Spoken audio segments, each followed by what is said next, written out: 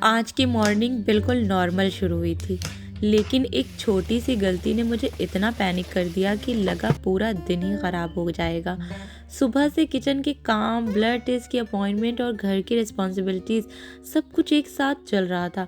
मुझे बिल्कुल भी अंदाज़ा नहीं था कि सबसे ज़रूरी चीज़ मैं घर भूल जाऊंगी।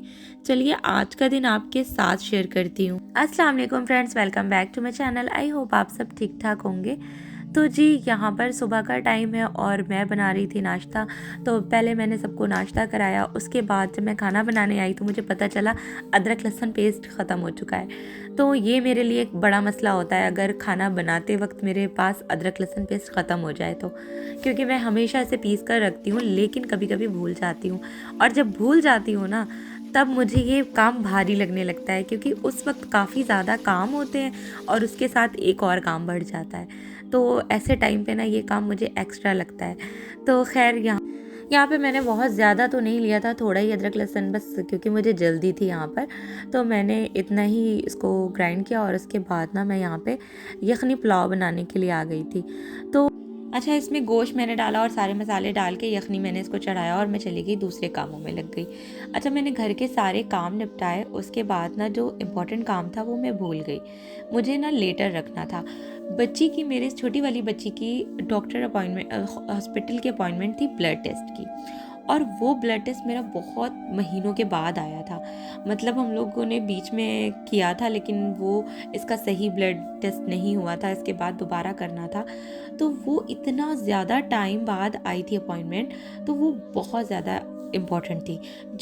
जो लोग यूके में रहते हैं ना उनको पता है कि डॉक्टर अपॉइंटमेंट्स कितनी इंपॉर्टेंट होती है यहाँ पर। तो बस ऐसे ही था, वो बहुत इंपॉर्टेंट थी और उसको मिस नहीं कर सकते थे हम लोग। लेकिन हुआ ये कि सारा सब कुछ मैंने टाइमली करा, लेकिन जब मैं वहाँ के लिए निकली आधी दूर से ज़्यादा पहुँच चुकी थी। बस ये था कि मेरे अपॉइंटमेंट सिर्फ 10 मिनट बाकी हैं। ठीक है जी, तो पार्किंग में भी टाइम लगता है यहाँ पर। तो खैर 10 मिनट बाकी हैं, ये सोच के मैंने सोचा 10 मिनट पहले मैं पहुँच जाऊँगी। और जी पता चला कि मेरे पास तो लेटर ही नहीं है जिसमें ब्लड टेस्ट के लिए उन्होंने लिखा है कौन कौन सा टेस्ट होना है। अब मैं क्या करूं, मैं शौहर का फेस देख रही हूँ, वो मेरा देख रहे हैं। मेरी तो हालत ख़राब थी कि अब मेरे हस्बैंड मुझ पे बहुत तेज़ चीखने वाले हैं या तो मुझ पे बहुत गुस्सा करेंगे। वैसे इन्होंने कभी गुस्सा किया नहीं है, लेकिन मुझे लगा कि इस वक्त वो बहुत ज़्यादा गुस्सा करेंगे, क्योंकि इस टाइम पे वो गुस्सा करते तो वो जायज़ होता। लेकिन जी उन्होंने कुछ भी नहीं बोला। उन्होंने बोला, तुरंत उन्होंने गाड़ी बैक करी और वापस यू टर्न लेकर घर की तरफ रवाना हो गए। अब रास्ते में वो कुछ भी नहीं बोल रहे थे। मैं उनसे बार बार कह रही हूँ आपको बहुत गुस्सा आ रहा होगा ना, आपको बहुत मेरे ऊपर गुस्सा आ रहा होगा, आप गुस्सा कर लीजिए, आप चीख लीजिए। वो मुझसे कह रहे हैं मैं क्यों चीख लूँ, हो जाती हैं गलतियाँ। मैंने कहा लेकिन ये बहुत इम्पॉर्टेंट था ना, तो आपको गुस्सा तो आ रहा होगा। उन्होंने कहा नहीं, तुम्हें लेटर पहले रख लेना चाहिए था। बड़ी धीमी आवाज़ से बोले कि तुम्हें लेटर पहले रख लेना चाहिए था। तो मैंने कहा हाँ, हमेशा रखती थी लेकिन इस बार भूल गई।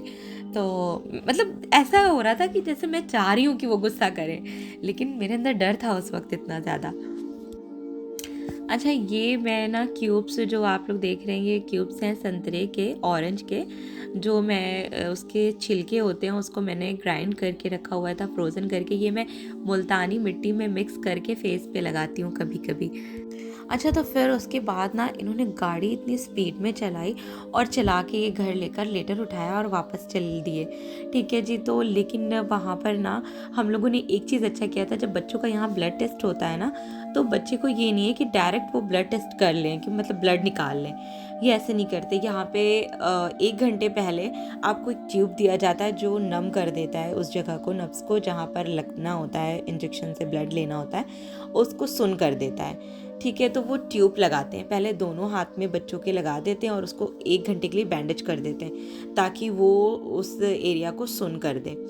तो उसको हम लोगों ने क्या किया था कि हम लोगों ने पहले से ही उसे लगा के और ख़ुद से ही ख़रीद के लगा दिया था और लगा के लेकर गए थे ताकि हमारा वक्त ज़ाया ना हो।